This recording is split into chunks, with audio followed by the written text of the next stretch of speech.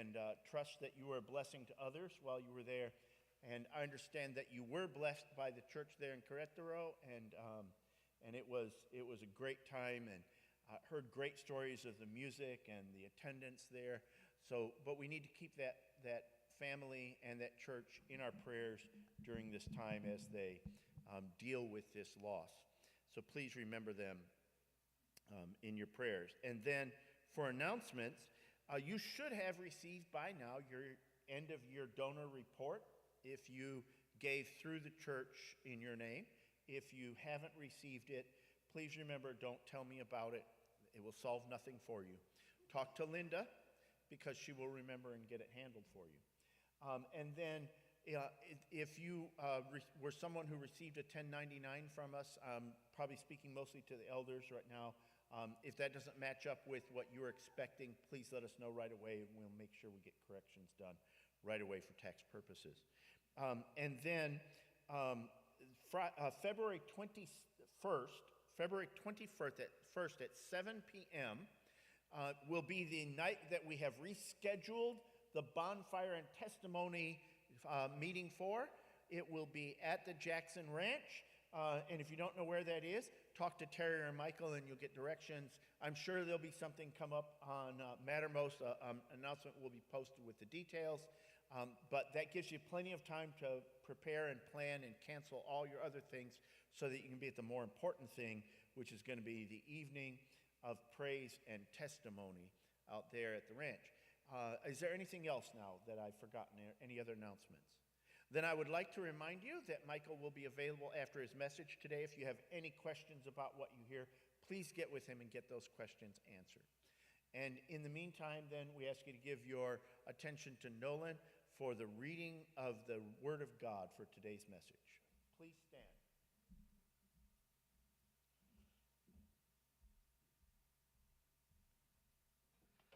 Good morning, everybody.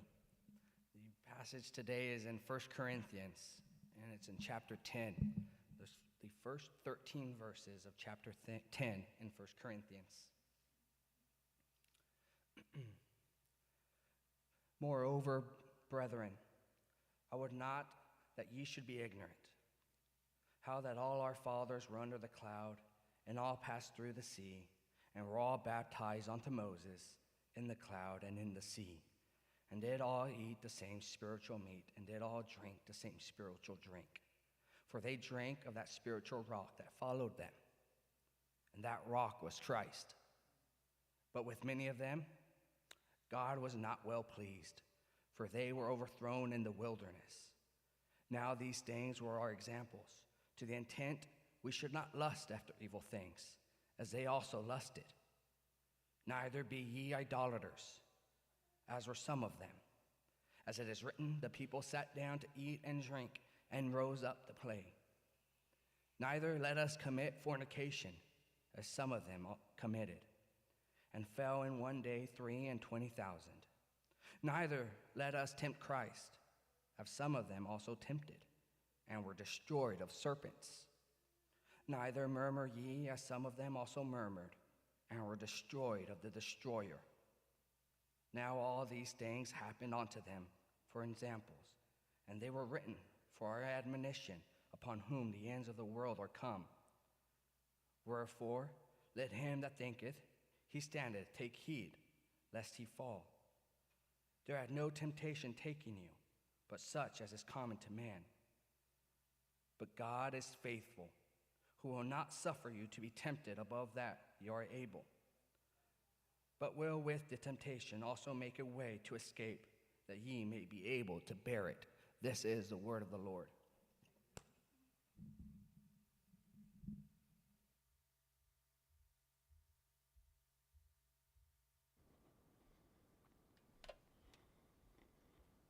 It's great to be back. I had a fantastic time with the church in Querétaro, but I did miss you all. Even though I was only gone 1 week, I wished I had been here, as could have been both places. But I do love you all, and I'm glad to be back with you again. I do ask you to pray for the church in Querétaro. They're doing exceedingly well in my estimation. I think they're a real bright spot. in a lot of problems that there have been in a lot of the churches down there, they seem to really be doing well, and that could change very quickly. Satan is a true adversary. He wants to destroy the work of God, and so I ask that we continue to pray for them, especially now. They only have one pastor at the moment, and so they have some decisions coming up, and those type of decisions can often cause tremendous problems in the church. So we just ask that God would bring them together in the spirit of love of Jesus Christ as they make those decisions, and that they'd be given great wisdom in making them. So that's what I would ask that you pray for that church for. So we're looking at 1 Corinthians today. 1 Corinthians is very unique in the epistles of Paul. The epistles are just letters. Paul wrote letters to the churches, and his letters typically follow a certain pattern. And the pattern is very straightforward. About half of each of the books, like if you go look at Ephesians or Colossians, even Galatians and these books, and you look at them, you'll find about half the book is very high doctrinal language and very high elevated concepts, and he's talking about all this doctrinal stuff. That's half the book. And then the second half of the book is typically very down-to-earth, practical implementation of those doctrinal statements. Very, very good way of doing it, right? You get the theory, and then you get the practice.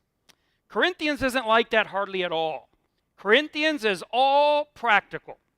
There's a lot of doctrinal statements, but they're kind of mixed in to it. But it's right from the start, he delves right into issues that they have, problems that he finds in the church, and a lot of questions. It's kind of like a question and answer session. The church of Corinth had obviously, we can just sort of pick it up by reading it. They had sent him a letter, and they had said, hey, we have some questions about things. What about head covering, and what about the resurrection, and what about this? And they had these questions. So Paul is also answering their questions, but then with answering questions, he's saying, you didn't mention this thing, but this is real serious too, and we need to address this. And so that the entire book is very unique in that way. Now, it's common if you just read the epistles, you might think, well, the churches of Galatia are great churches, and the church of Ephesus is a fantastic church, and the church of Philippi, wow, what a church, but Corinth was a lot of problems. And maybe that's true. I mean, when we read those other books, you don't find quite as much, not nearly as much, of Paul kind of like complaining or reprimanding. And so you might think that. But my guess is, just from my personal experience, that all those churches had lots of problems. All of them. Paul just didn't, for whatever reason, when he wrote them, it wasn't in his purpose at that moment to address them at the time. With Corinth, he does. My guess is Corinth is not exceptionally problematic. My guess is that Paul was very much thought of them as a good church in many ways, and yet also decided to deal with some issues, which is great for us, because if we just read Philippians and Ephesians and Thessalonians, we might get really down on ourselves. Because we would look at that and go, wow, these are so full of faith, and they're so giving, and they're so generous. And then we look at ourselves in the mirror and go, man, that just doesn't, I'm not sure those books apply to me at all. I'm not sure I'm that kind of a Christian. And then we read Corinth and go, that's where, now we found ourselves. There we are. I found myself right there in Corinthians. So it's really good that we have a book that really addresses the reality of everyday life. I mean, yeah, it's great to rejoice in Philippians, but we live in Corinthians, okay? We rejoice in Philippians, but we live every day in the book of Corinthians, and it deals with everyday life. And so it's very important to look at this. Now, what is interesting about Corinthians and the New Testament as a whole, this isn't just Corinthians, although I think it's especially poignant there, but it's actually the entire New Testament. The New Testament writers, the apostles and the prophets of the New Testament, they looked at the church as the new Exodus, people. In other words, they looked at what Christ did in his ministry as the true reality of what the liberation, God's exodus of his people out of Egypt was typifying. They looked at the Old Testament and the people, the Israelites coming up out of Egypt, crossing the Red Sea, going into the Promised Land, setting up a kingdom, all of that. They looked at that as God setting up like a miniature model of what he was going to do through the promised Messiah. So when Jesus came, they saw everything Jesus was doing, not just in his earthly ministry, but through the prophets and through the apostles and through the church. They looked at that and said, this is the true, real Exodus that had been promised in shadow, in model form, back under Moses. And if you want to see this, there's, for instance, the book of Hebrews. I mean, it's not even hidden. I mean, it just says it. So if you read the book of Hebrews, it's very clear that's exactly what the writer of Hebrews is saying. He's saying that we are the true people of God, the true Israel of God. I don't just mean those of us here at Freeborn. I mean those that have been redeemed by Christ are the true Israel of God. This is what God has always intended to do. And when he did it with Israel, he did it in a very superficial and shadowy way. It was like a miniature model, as I said, of what he was intending to do. And now through Jesus, he's brought about the real liberation, the real redemption, the real Exodus. And that means we're the real Exodus people. And right here in our text, that's essentially what Paul says. See what he says at the start, what Nolan read? He says, I would not that you would be ignorant that all our fathers were under the cloud and all passed through the sea.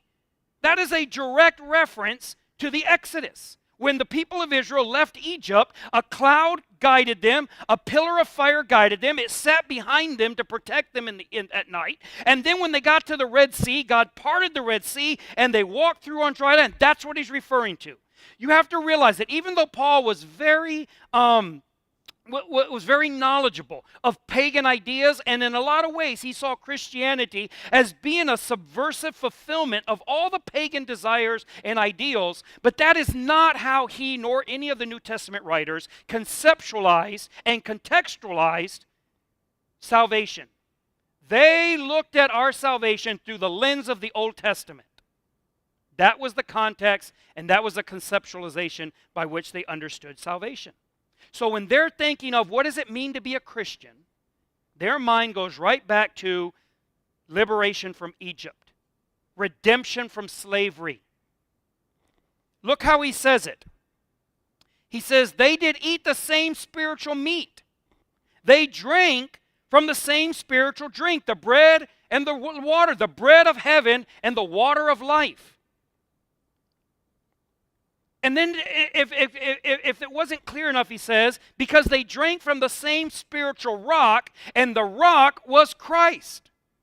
So he's saying when we look at the Old Testament, we need to see that Exodus is a type, it's a shadow, it's a model of the new. Now I do want you to, we're not going to delve into this too much, but I do want you to notice, he is not saying that Christianity is Judaism 2.0. That is not what he's saying. It's very important, and it's very clear throughout the New Testament. It's very clear here. He doesn't say that we, in our baptism, are going through the sea of the Jews. He says that they, in going through the sea, were experiencing our baptism.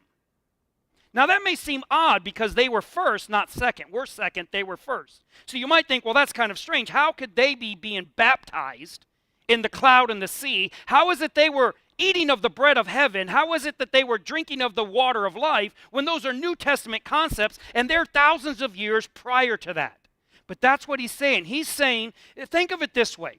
If you're an architect, nowadays we do it on the computer, but in the old days, if you're an architect and you're going to sell a project to someone, you might make the whole thing out of cardboard and make it all up and paint it and have little miniature bushes around it, and you'd have the whole project, the whole house, completely built out of cardboard.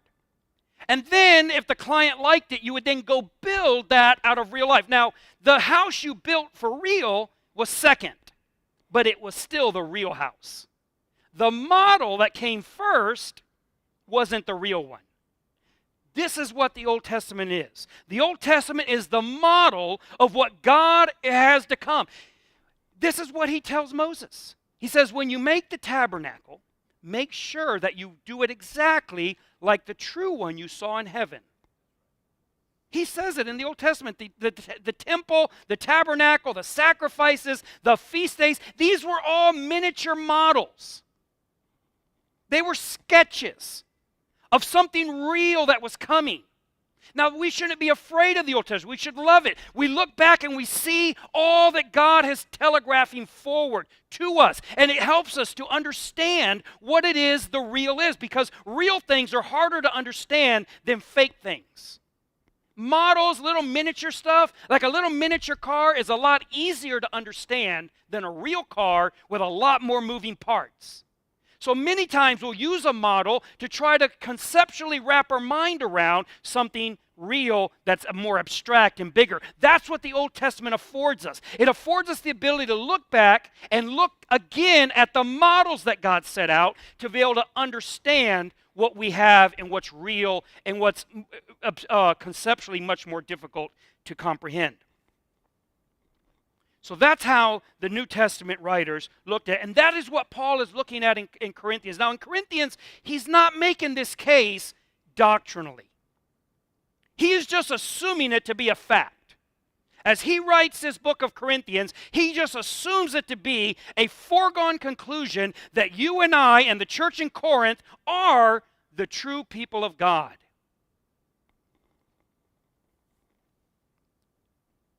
And Jesus is the true Exodus. That he has liberated us and redeemed us.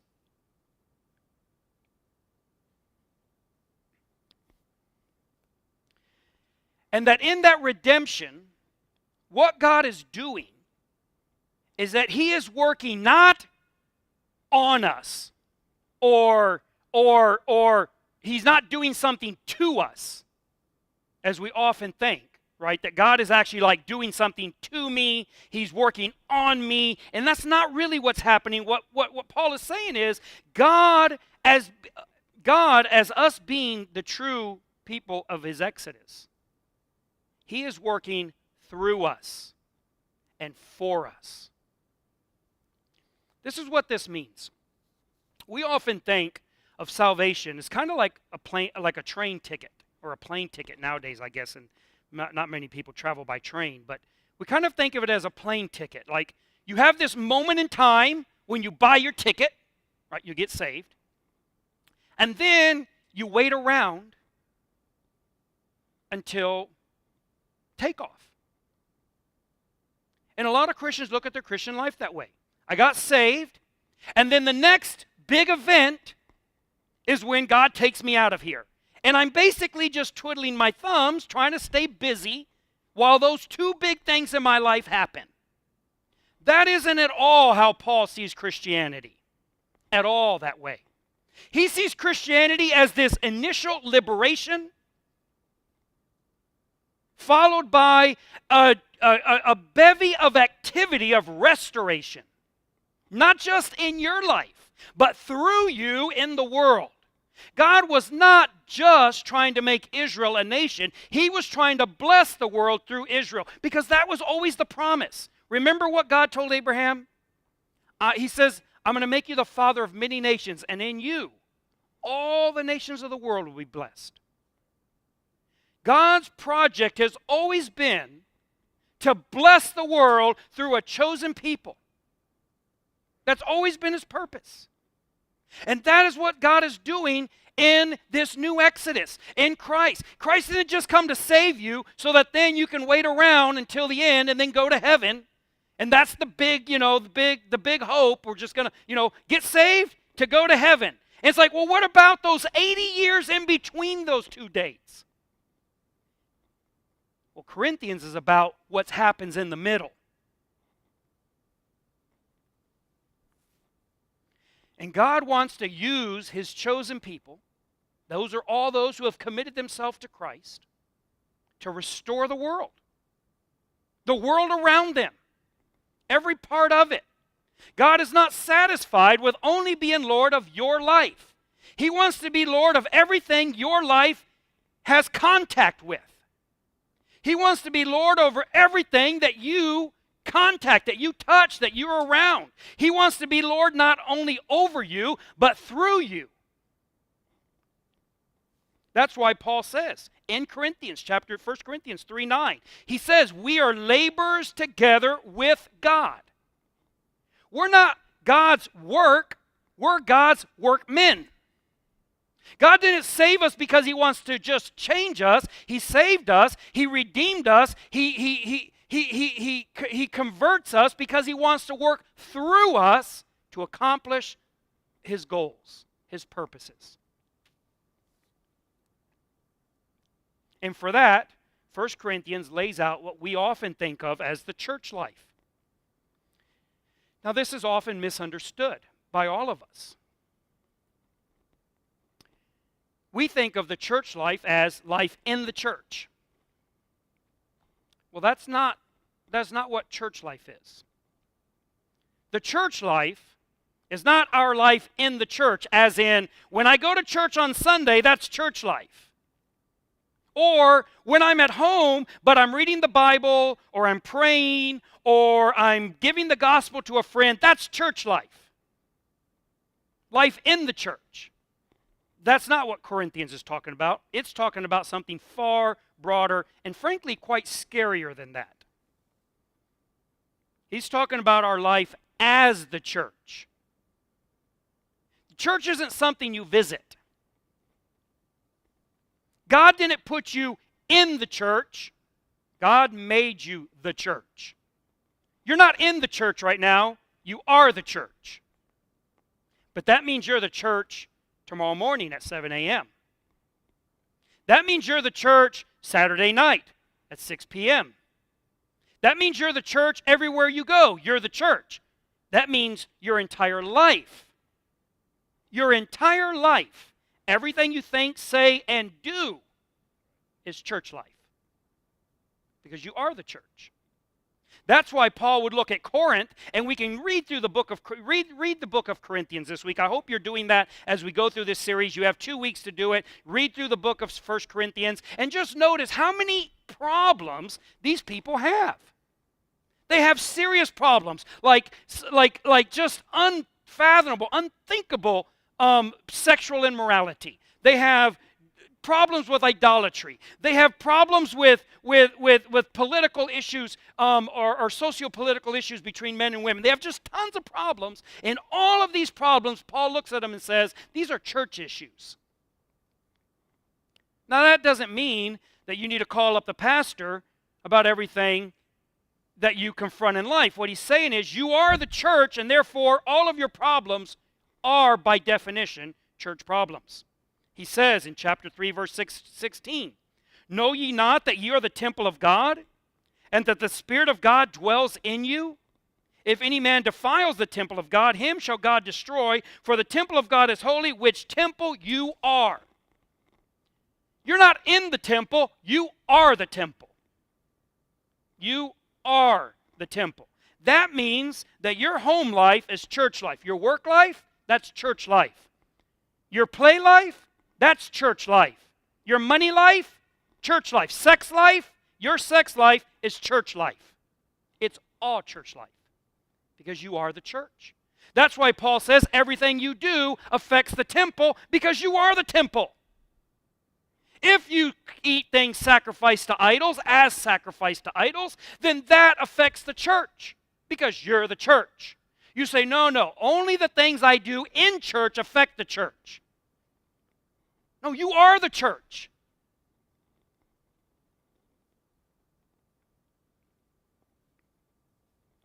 Now that doesn't mean, when I say that you now need to go out of your way to inject Jesus into every aspect of your life.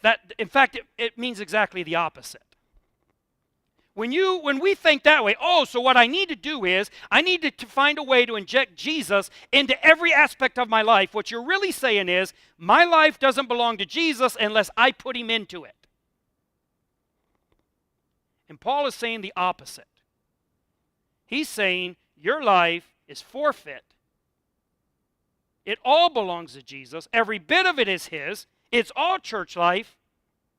And what you need to do is to acknowledge that you are crucified, you no longer live, and the life that you now live is not yours. It's his. Jesus is kind of saying what the old mobster movies would say, right? Nothing changes. We're going into business together. Nothing's going to change except you work for us now. That's what Jesus is saying. You're saying, so I need to just quit, like, I got to quit my bowling league, and I need to quit, like, my hobbies, and I need to quit my job, my secular job, and I just need, if all my life is church life, then all I can be doing is live in a monastery and praying all day and reading the Bible. No, Jesus is saying, no, that's not at all what I want. At least not from the majority. Maybe he wants that from some people, but from the majority say, no, nothing changes. Only thing that changes is you work for me now. I want you to keep on doing what you're doing, but it's no longer you doing it, but me. It's my life.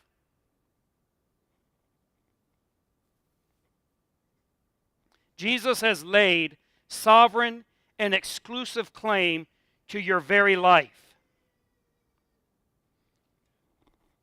Now, here's where we often have issues, and that is that we tend to equate church attendance with church life, right? To have church life is to attend church. Now, it may sound that I'm saying that you don't need to attend church, so listen to me to the end before you get happy.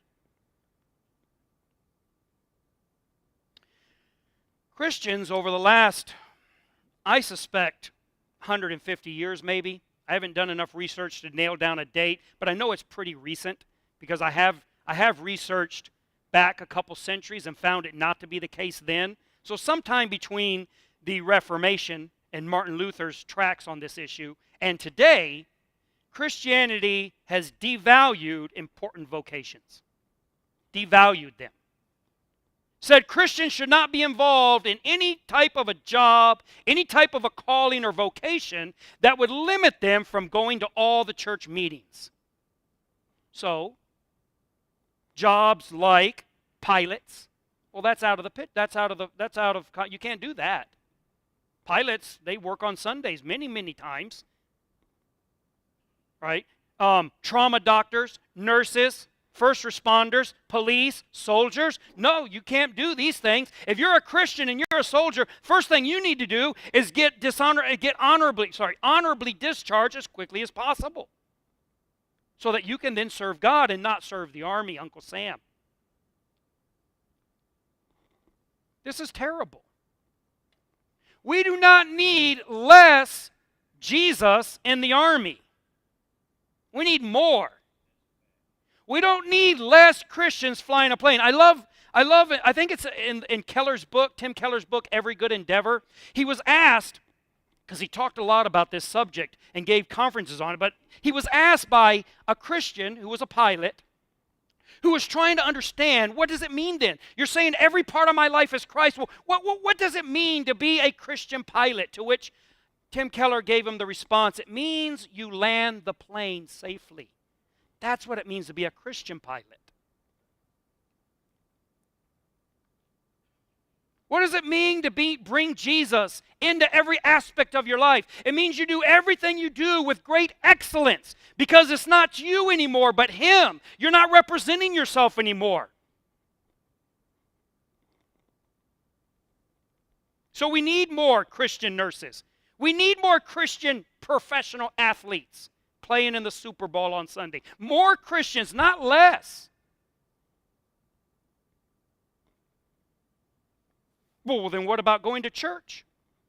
Isn't it axiomatic that if you miss meetings, you're going to grow cold and distant towards God, and you're going to lose your Christianity, you're going to lose your faith? If you don't go to, you got to be in all the meetings. It's kind of like AA, right? We're all addicts, and we got to get together. We can't miss a meeting, or we're going to get back on the bottle.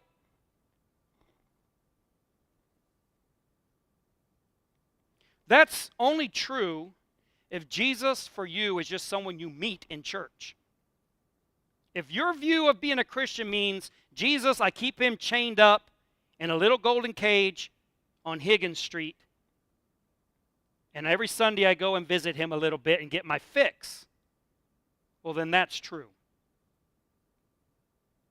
But if Jesus is a true living presence inside you, well, then that isn't true at all. People say, well, if you quit going to church, you'll get out of the habit of doing it, and you just won't want to go anymore. That's true. That's true. But that's only if church is is a habit, like washing your hands or putting on your seatbelt, right? You reinforce the habit by doing it more often. But if he's a passion, it doesn't work that way. For instance, you don't have to go to every NFL game to enjoy the Super Bowl. You can be real excited about the occasional game you can go to without having the habit of going to all of them. What would be the difference then? Well, the difference is if football is your passion, you don't have to watch it every week to enjoy it. It's what you love. You may think, I have to go to church every Sunday or I'll grow cold and indifferent. The truth is, if that's how you think, you already are cold and indifferent. I've met a lot of people over the years in the ministry, a number of people in Mexico and here, who their vocations, their callings, make it very difficult for them to attend all the meetings. And yet I have found many of them to be very zealous for Christ, very committed to the church body.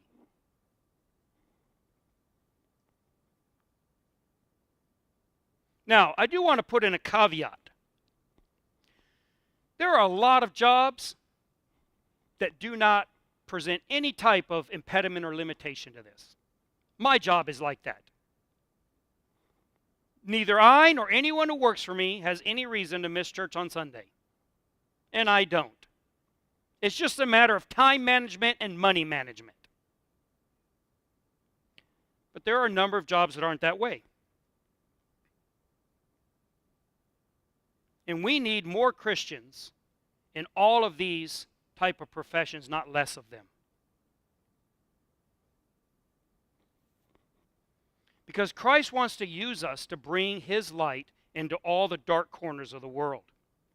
There was two men back in 1898 in Wisconsin, a little town called Boscobel, Wisconsin. They were in this hotel, and the hotel was completely full. They were traveling salesmen, completely full. And the hotel clerk said, look, I don't have any more rooms, but there's a salesman right there. He has a double. He has 2 beds. And it was very common in those days. People would share rooms like that. And so he says, you know, if he agrees to it, you can stay with him. And the guy said, sure. So they stayed together. And one of the men woke up kind of at night because the other guy's light was still on. He looked over, and the guy's reading the Bible and praying. And he says, look, I'm sorry if I disturbed you.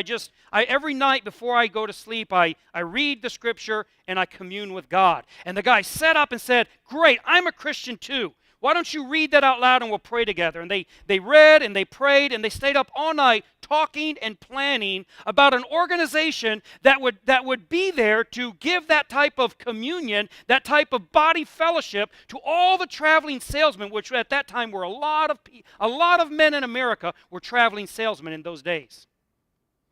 Now you know this story. It's Gideon's International. That's how they began. I'm not suggesting that you don't need the church. In fact, I'm saying the opposite.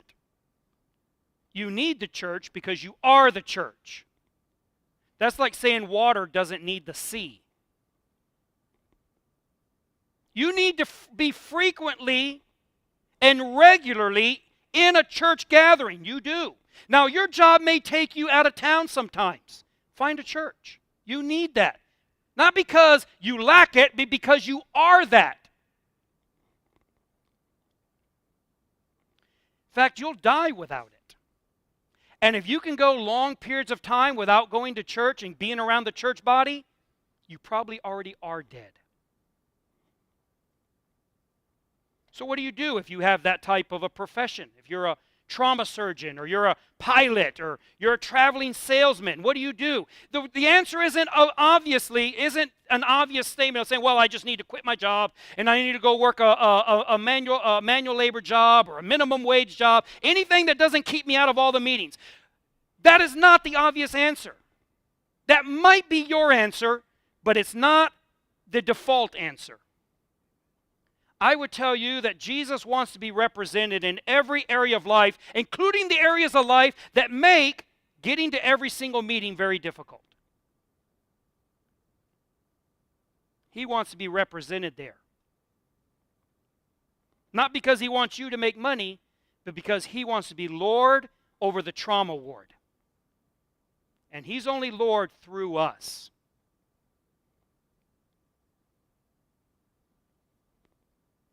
So what do? Well, just in practical terms, you can start having a small group meeting in your home on the days you're there. Have the Lord's Supper. Have an open meeting. Share His Word. Commune with people that are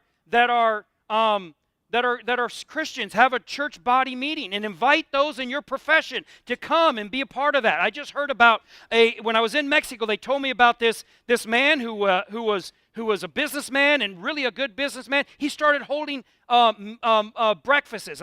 Every week he'd have a breakfast, and he'd rent like a hotel restaurant or something like that, and he'd invite all the people from his profession, entrepreneurs in the city. And it wasn't long, and they had this huge church filled with rich businessmen. Because Jesus also wants to be Lord in the rich businessman's life.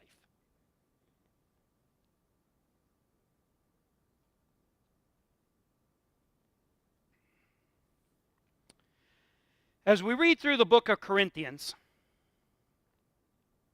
what Paul is saying here is that even though there's a lot of similarities between us and the Old Testament Exodus, there's a lot of differences. In the Old Testament Exodus, they were playing for earthly stakes, but we're playing for cosmic stakes. For instance, give you an example. In chapter 11, Paul speaking to women, telling women that they also are part of the body, which was, unheard of at that time. Women were not part of body politic in first century Corinth. Women were not considered practically the same species as a man.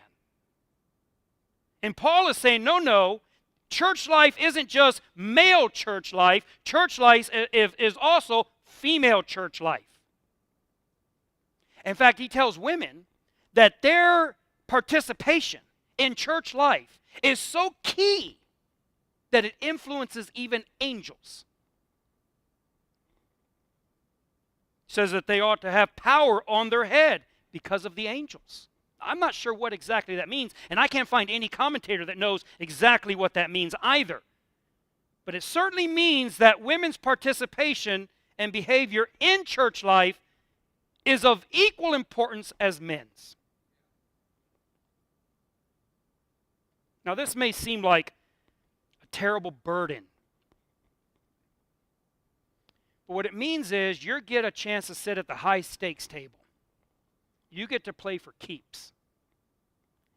The Israelites, they just were playing around. You're playing for keeps. They were doing a dress rehearsal. This is the real thing.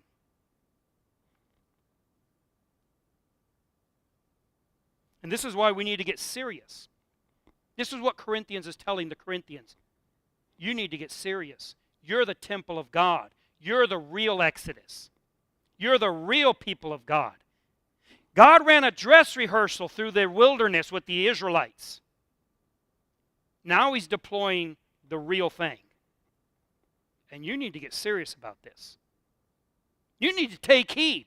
There's a real potential of failure here.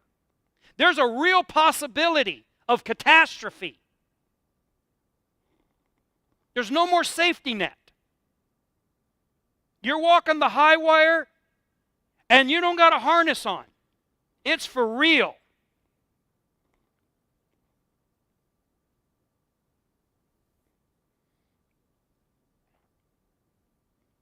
And that may be scary. And you may wish that it weren't that way.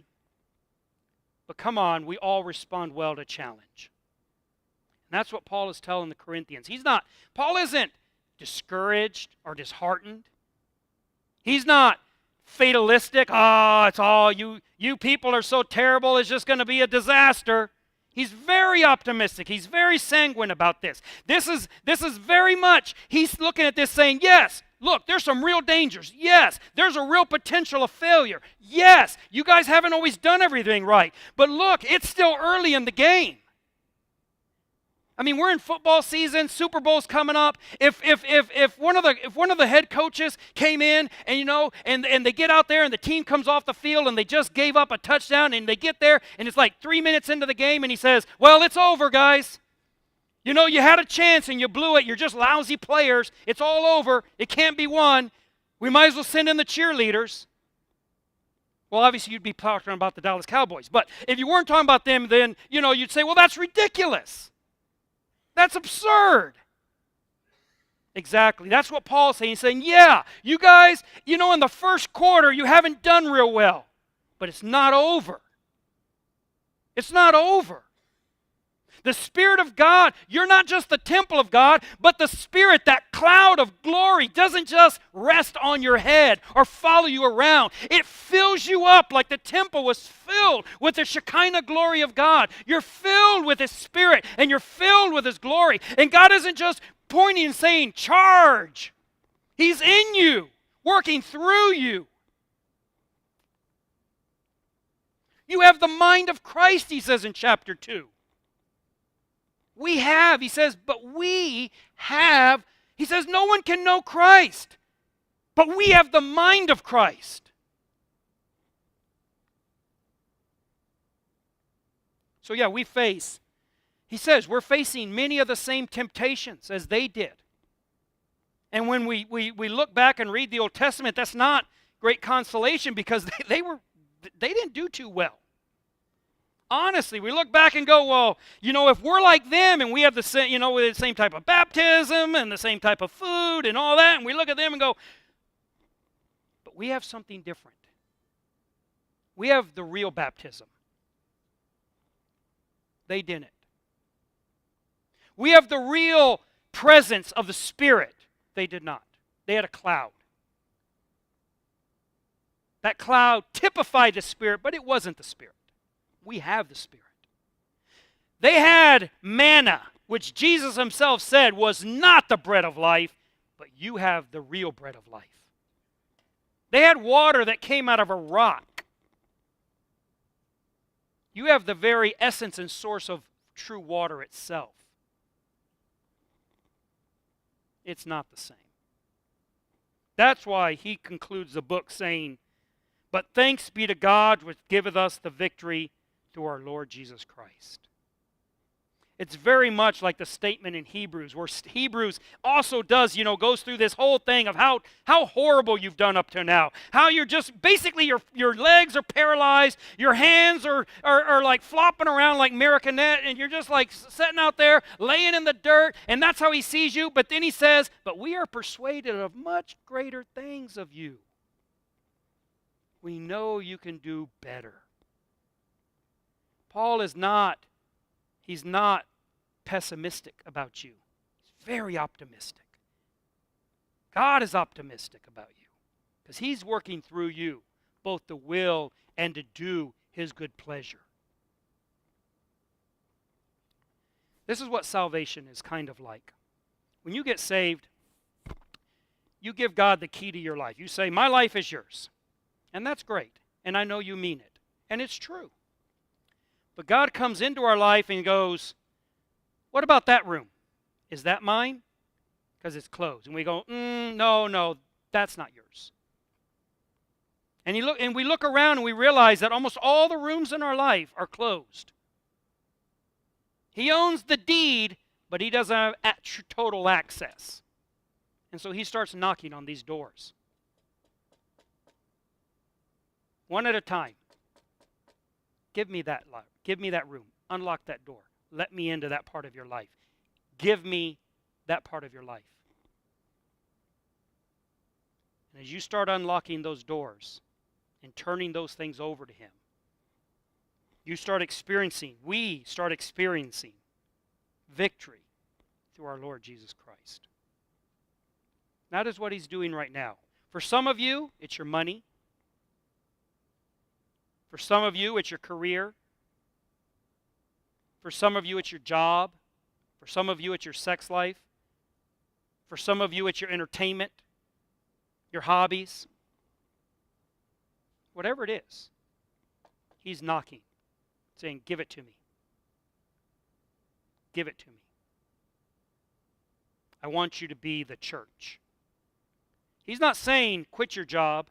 That would be too easy. He's saying, I want to be the one sitting at your desk, doing your work. Give it to me. Give it to me. What are you saying in return?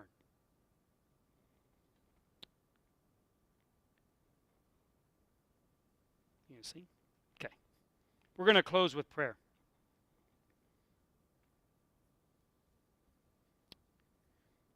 Father, I ask that as we read through this epistle, this book of 1 Corinthians this next 2 weeks, I ask that as we read through, we would see in it ourselves, our failures, our successes, and the future victory that you are promising us through Jesus. I ask that each of us would examine our lives, that we would be conscious and sensitive to the area of our life that you are knocking at, that you are asking, that you are demanding that we turn over to you, that we would surrender it one small piece at a time as you take ownership of our life and we become the true manifestation of the people of God. And I ask these things in the name of Jesus. I ask that you would stand with us as the musicians close out our service with song.